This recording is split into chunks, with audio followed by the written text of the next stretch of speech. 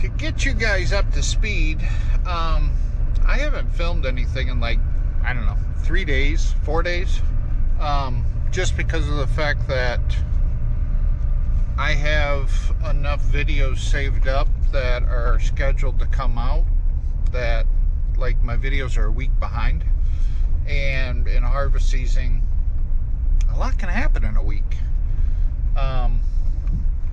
I did run 2 truckloads in this morning. Right now I'm hauling the fuel trailer out to put fuel in the combine and grease the combine, and then I have to move. I have to move to the next field, and I'm gonna have the wife help me move, giving me rides and stuff, because I've been the only person at the farm the last couple days. In other words, I'm bringing in the big guns.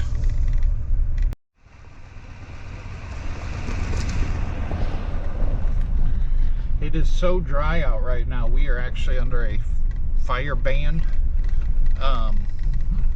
And I hooked a chisel plow up, and I actually went out to the cornfield that I cut off, because that has to get chisel plowed this fall. I went out there, dropped the chisel plow down to make my first pass, and the chisel plow wouldn't even go in the ground. The ground is so dry and so hard that it just skipped across the top of the ground, and I couldn't get it to cut in for the life of me. So, needless to say, I have to wait for it to rain in order to go chisel plow. It's a good thing for harvest. It's a bad thing for fall tillage. Got to be a happy medium somewhere in there. I did manage yesterday to cut off 53 acres before I ran out of trucks to fill and ran out of field, and by the time I was done cutting this field, it was like right at dark. So at that point I was just like, meh, I'll just go home. I don't have one of those big fancy fuel trailers like some of these big YouTube guys got. I just have this ghetto thing, but it works. Does the job, and that's all we ask. Okay, combine's full of fuel, greased, hopper's down. I got to disconnect the head and put it on the header cart and go from there. But first I got to drop the ghetto tank back at the farm and then come back out and get the header cart. You know how it goes. I got to show you this. I was on the phone with the wife yesterday, and yeah, I may have overfilled the combine just a touch. And yes, I'll blame it on her, because she was distracting me. And I did buy myself a gift. It should be here today at some point, but I bought a battery operated leaf blower so I can blow all this crap off the combine in between fields. Yeah. Amazon.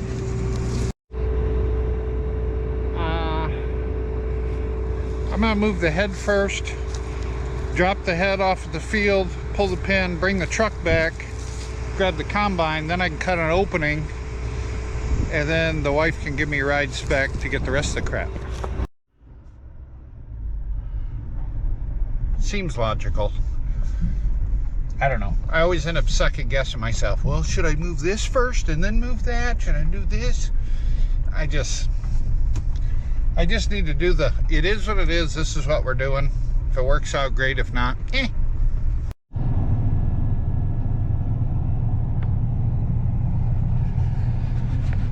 That's where the incident occurred.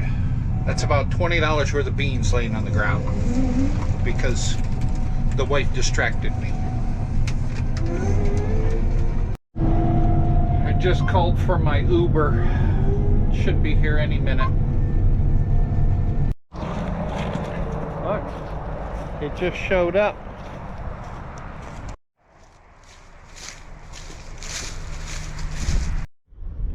Jinxie just got to the house. So, how's your day? Good. How's your day, birthday boy? Good. And don't disregard that last comment. Oh no, it's your birthday. So what we're going to do is, because the farm is like 2 miles that way, and we're going to cut through a field and pick up my truck. So we're going to go wheeling in the Equinox. Yeah.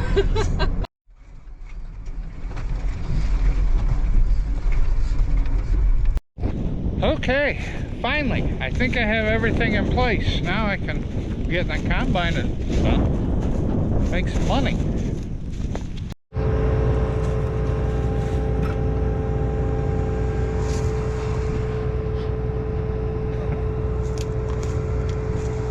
No clue when I lost that. Awesome. I don't know if I lost that in the field that I'm in now, or this front field that I already cut off, or what. No clue. I'm going to drive around here and see if I can find that metal plate. I don't think I'm going to see it because of the fact that all the trash and everything that came out of the back of the combine buried it. So it's underneath the trash. So we'll find it when we're working ground. It basically is what it's going to boil down to, I'm sure. But I am going to dump this load in the truck and kind of zigzag back and forth in this field. See if I can find it. If I can find it, great, I can bolt it back on. But if I can't find it, I know I do have a spare plate at the farm. So I'll have to take the semi back and grab my spare plate and put on. She gone. Alright, this truck's full anyway, so let's tarp it, get it back to the farm, then I can grab that other plate while the other truck's airing up to come out here.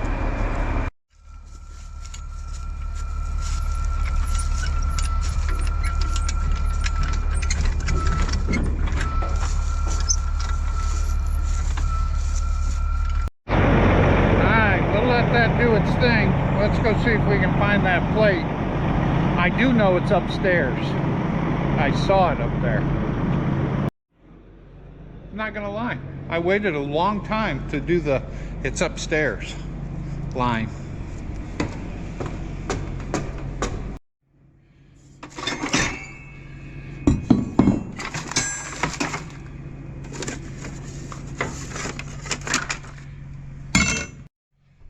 Might as well put the skid plate on right now while I'm here waiting for the truck to air up.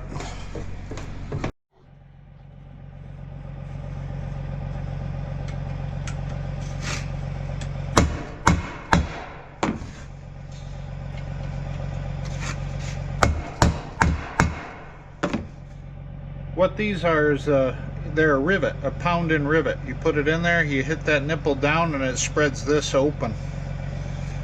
So,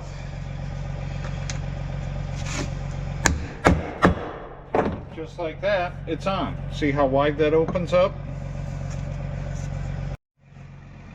Alright, let's go throw this bad boy on, and then we can fill this truck, see where we're at in time of the day, because it takes about an hour to get to the elevator. So you always got to factor that in when you're going to dump a truck in the middle of the afternoon, whether or not the elevator is going to be open when you get there or not.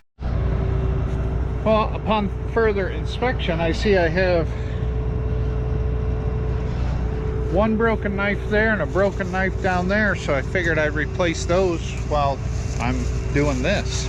Alright, I'm back up and running. I've been on the phone left and right like crazy. I've got, there's 3/8 carriage bolts that like hold those guards and hold down plates and the plates on and stuff like that. And I used to have a crap load of those in the combine here, but I have actually, I've gone through so many of them that I'm getting low on them.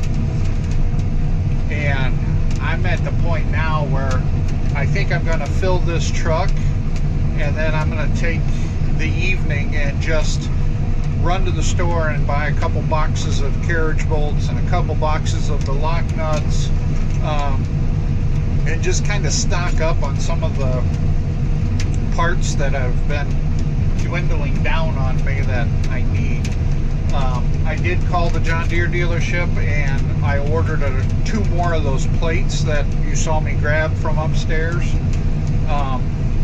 because that was my last flat plate I had left. So I have a feeling I'm going to end up going through a couple more of those this year, just because of the fact that those carriage bolts that are kind of holding everything together on there, they're old and rusty, and what's happening is the vibration of the cutter bar going back and forth, because they're so old and rusty, they're actually breaking, getting fatigued and break, which is causing the plate next to it, or the bolt next to it on the same plate, break, and then I lose a plate. So as I was down there putting that plate on, I went through and was kind of just checking the bolts just to see if the nuts were still tight, and I ended up snapping off 2 bolts that I didn't barely put any pressure on them at all, and they broke right off. So that told me that those were about ready to break anyway.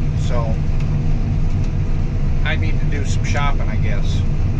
Alright, we got that field done, and I was able to squeak it all on the grain cart here. So it's gonna all go on the little truck, and